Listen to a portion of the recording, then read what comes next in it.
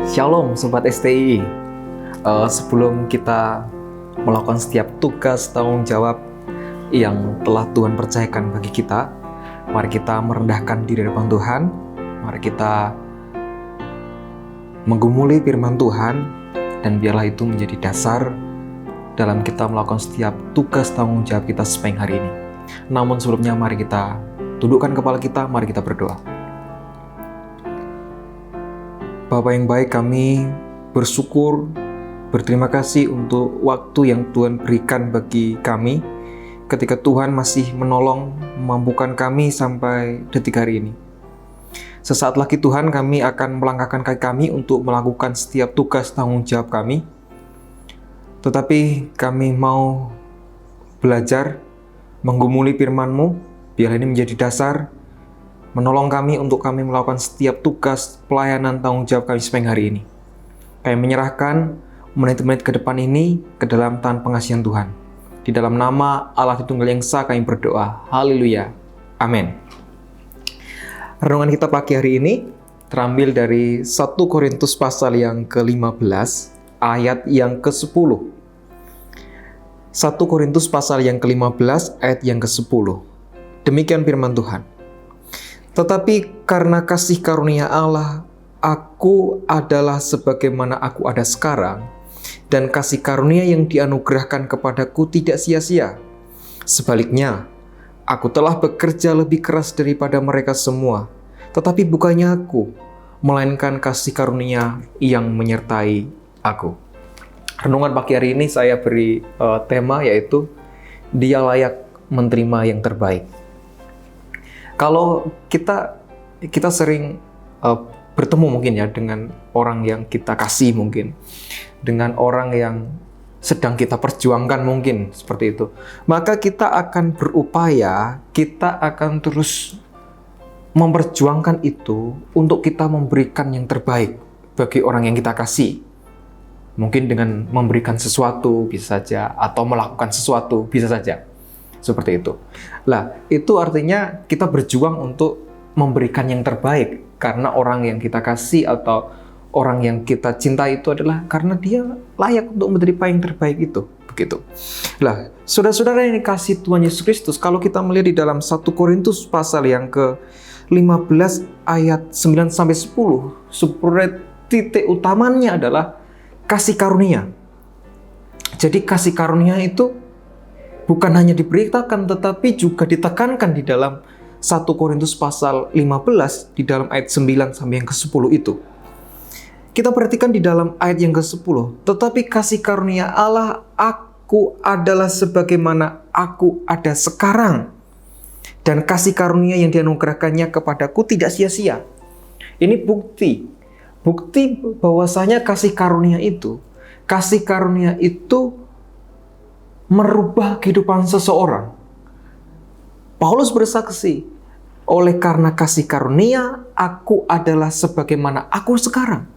Dulu Paulus adalah seorang pembunuh, seorang yang berkontradiksi dengan ajaran Kristus seperti itu, memburu orang Kristen sebagai pembunuh dan sebagainya. Tetapi ketika dia berkonfrontasi dengan Tuhan, bertemu dengan Tuhan, dan kasih karunia itu hadir dalam kehidupannya, hidupnya berubah. Dari yang dulu pembunuh, sekarang jadi pemberita firman. Artinya, aku ada sebagaimana aku sekarang, menunjukkan perubahan hidup. Bukti dari kasih karunia yang bekerja dalam diri kita adalah kasih karunia itu merubah kehidupan kita. Itu bagian yang pertama. Lalu di bagian yang kedua, sebaliknya aku telah bekerja lebih keras daripada mereka semua. Paulus bersaksi bahwasanya kasih karunia itu selain merubah kehidupannya, tetapi Paulus mengontraskan di situ. Sebaliknya, aku telah bekerja lebih keras daripada mereka semua. Lah, saudara-saudara, menarik di sini. Paulus juga selain dia kasih karunia itu merubah kehidupannya, tetapi kasih karunia itu membuat dia bekerja lebih keras lagi. Jadi bukti kasih karunia itu bekerja pada diri Paulus, dan kasih karunia itu tidak sia-sia adalah kegigihan Paulus dalam dia melakukan pekerjaan Allah itu dengan lebih keras. Nah, lebih keras itu dari bahasa aslinya itu kopial. Itu mengacu kepada diri sendiri yang maknanya itu mencakup kesukaran, mencakup penderitaan. Sebaliknya, aku telah bekerja lebih keras daripada mereka semua. Ada penekanannya, dari mereka semua. Ini juga lebih kentara lagi. Ini keterangan lebih daripada mereka semua ini merupakan menunjukkan bahwasanya kesukaran penderitaannya itu lebih kentara lagi. Bahwasanya Paulus itu melakukan pekerjaan Allah itu lebih keras. Dengan berbagai tantangan, dengan berbagai penderitaan, dengan berbagai kesulitan yang dihadapi. Kalau kita lihat kesaksian dari Paulus, bagaimana ketika sudah beberapa kali dia karam kapal, berapa kali dia terkatung-katung di laut, berapa kali dia dianiaya, dan lain sebagainya. Itu bukti bahwasanya kasih karunia itu menjadikan Paulus bekerja lebih keras lagi. Karena itu sebagai ucapan syukurnya karena kasih karunia Allah yang dilimpahkan kepada Paulus. Tetapi Paulus tidak sampai situ.